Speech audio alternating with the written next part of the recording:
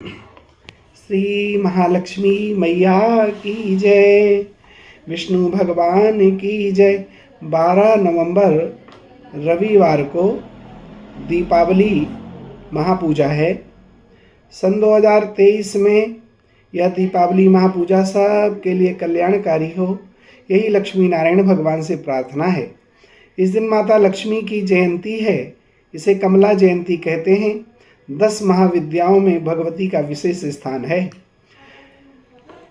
दीपावली की रात्रि को काल रात्रि कहा जाता है, शिव की रात्रि को महाशिवरात्रि बोला जाता है, होली की रात्रि को मोह रात्रि बोला जाता है। इस दीपावली की काल रात्रि की रात्रि में अमावस्या की रात्रि में महालक्ष्मी की पूजा होती है। भगवान गणेश महालक्ष्मी की पूजा, इंद्र और कुबेर की पूजा, भगवान महाविष्णु की पूजा हमें विधि विधान से करना चाहिए। स्थिर लग्न में की गई पूजा लक्ष्मी को स्थिरता प्रदान करती है। दीपावली के दिन महालक्ष्मी के विशिष्ट नामों का हमें उच्चारण करना चाहिए। संभव हो तो कमल गट्टे से या कमल के फूल से लक्ष्मी का पूजन करें। 8 मंत्र मैं यहाँ पर बोल रहा हूँ, आप ध्यान से श्रवण करें।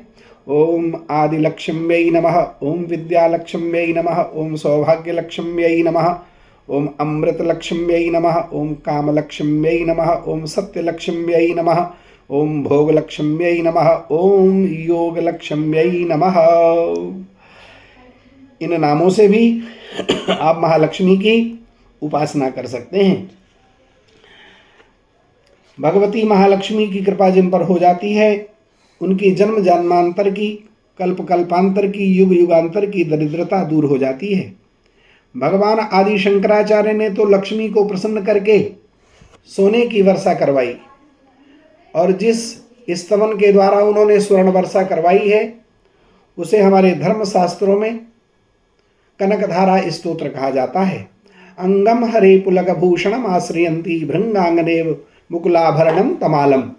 इस प्रकार से मंत्रों का उच्चारण करके महालक्ष्मी को प्रसन्न किया और एक निर्धन ब्राह्मणी के दरिद्रता को उन्होंने दूर कर दिया। तो जो लोग निर्धनता के कारण पीड़ित हैं, दुखी हैं, वे दीपावली की रात्रि में यदि कनकधारा स्तोत्र का 11 बार, 21 बार, 51 बार, 108 बार जितना संभव हो पाठ करें तो यह स्तोत्र सिद्ध हो जाएगा और उनकी मनोकामना को महालक्ष्मी अवश्य पूर्ण करेंगी। पूजन सामग्री में फल, पुष्प, धूप, दीप, मिष्ठान आदि के द्वारा माँ का पूजन करना चाहिए। संभव हो तो पंचामृत के द्वारा लक्ष्मी और गणपति को स्नान भी कराना चाहिए।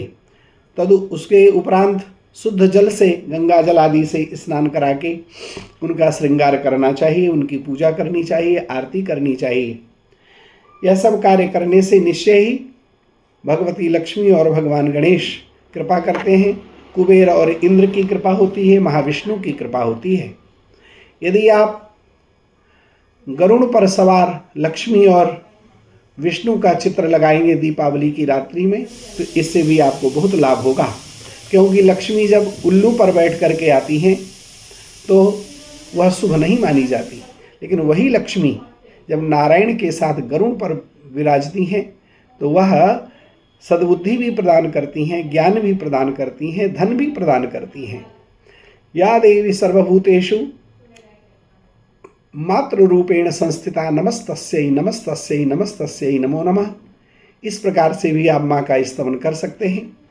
यह दीपमालिका का त्यौहार सबके लिए मंगलमय हो, कल्याणप्रद हो, यही भगवती महालक्ष्मी से प्रार्थना है। जय श्री कृष्ण।